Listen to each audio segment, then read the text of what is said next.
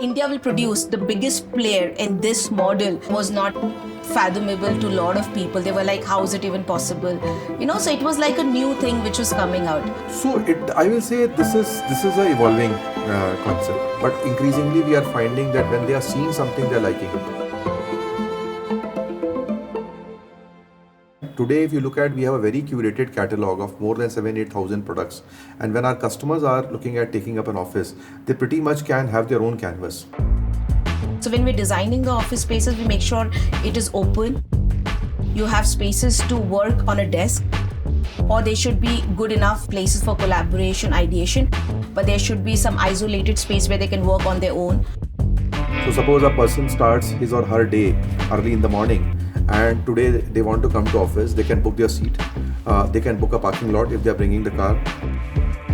During the day they require meeting rooms, they need to book the food in a cashless way. So at every touch point we are bringing automation. Now you have these workstation tables and all which are like height adjustable, which is like the norm. We give it to all our clients. And what we have done is, if you look at today, we have a network of devices like IoT sensors to track the air quality and the temperature, so that you are able to give ambient temperature and good quality air to improve the wellness. So broadly what we do is we divide the whole technology into hardware, software and application layer. So hardware in our case is the interiors that I talked about.